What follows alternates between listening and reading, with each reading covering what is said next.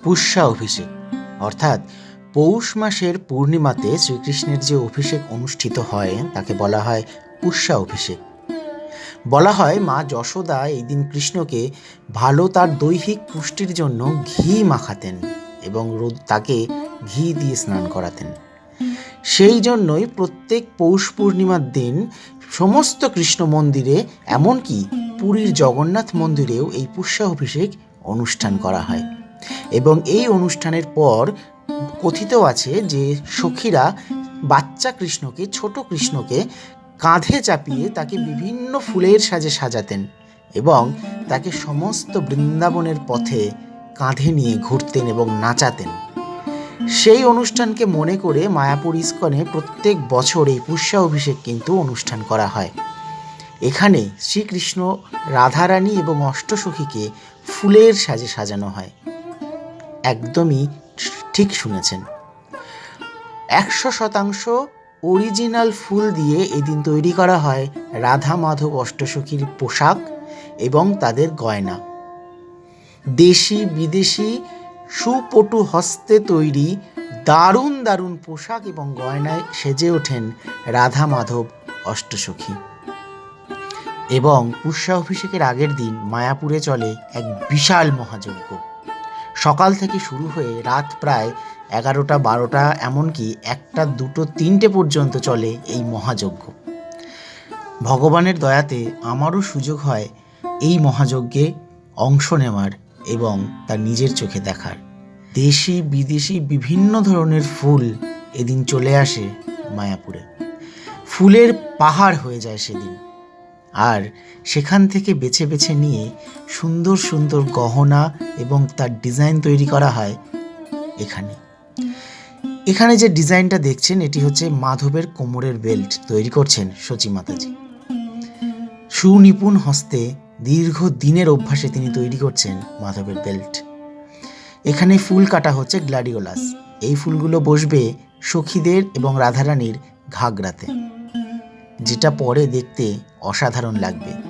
কিছু ছবি এবং ক্লিপস আমি দিয়ে রেখেছি যেগুলো কিন্তু শেষে আছে, তাই পুরো ভিডিওটা স্কিপ না করে দেখতে থাকো। এখানে তৈরি হচ্ছে চিত্রা সখীর ড্রেসটাতে জারবেরা, চন্দ্রমল্লিকা, রজনীগন্ধা এবং গ্ল্যাডিওলাস সুন্দরভাবে একটা একটা করে ফুল বসানো হচ্ছে। দীর্ঘ সময় ধরে কঠোর অধ্যাবসায়ের ফলে কিন্তু একটা একটা ড্রেস তৈরি হয়। অনেক সময় লাগে এবং সুচারু হাতের দরকার হয়। যারা এখানে ড্রেস তৈরি করছেন বা যারা এখানে গয়না তৈরি করছেন তারা কিন্তু দীর্ঘ দিনের অভিজ্ঞতা সম্পন্ন। সুনিপুণ হস্তে তৈরি হচ্ছে রাধা মাধব অষ্টসখীর ড্রেস। এখানে তৈরি হচ্ছে রাধা মাধবের বেল্ট, আর এখানে তৈরি করছেন মাধবের বেল্ট সচি মাতাজি। এবং এপাশে তৈরি হচ্ছে কিন্তু মাধবের মাথার পাগড়ির পিস এবং জগন্নাথ বলরাম সুভদ্রার মাথার মুকুট। এখানেও ড্রেস তৈরি হচ্ছে। যেহেতু জায়গাটা অনেকটা বড় তাই সুন্দরভাবে কিন্তু সব কিছু অ্যারেঞ্জমেন্ট করা যায়। এখানে তৈরি হচ্ছে মাধবের চাদর, মাধব যেটা গায়ে পড়বে। একটা একটা করে এখানে চন্দ্রমল্লিকা, জারবেরা এবং রজনীগন্ধা বসানো হচ্ছে। চারিদিকে ফুল আর ফুল, একটা অসাধারণ অনুভূতি এখানে অনুভূত হয়। যারা এসেছে তারা জানে, যারা আসার সুযোগ পায় তারা কিন্তু অনেক ভাগ্যবান, কারণ নিজের হাতে তৈরি করা পোশাক রাধা মাধবকে পরানোর এই সৌভাগ্য সবার হয় না। ভগবানের দয়াতে এবং গুরুদেবের দয়াতে আমারও সেই সুযোগ কিন্তু হয়। এবছর আমি বানিয়েছিলাম অষ্টসখীর গলার হার, যেটা ছবিতে তোমরা দেখতে পাবে। এখানে তৈরি হচ্ছে এক সখীর ড্রেস। সেই ড্রেসে একটা একটা করে কিন্তু চন্দ্রমল্লিকা ফুল বসানো হচ্ছে।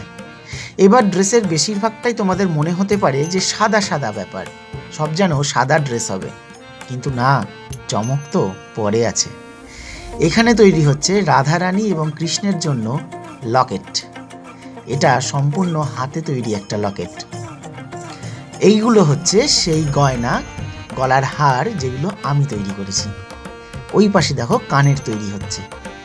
এই যে হারটা, এটা হচ্ছে রাধারানীর, আর এই নিচের হারটা, এগুলো হচ্ছে সখীদের। এগুলো হলো গিরিরাজের মাথার মুকুটের পিস। এগুলো একটা একটা করে গিরিরাজের মাথায় বসানো হবে। এই মাতাজি তৈরি করেছেন। এটা হলো এক সখীর জামা। বললাম না একটা চমক আছে।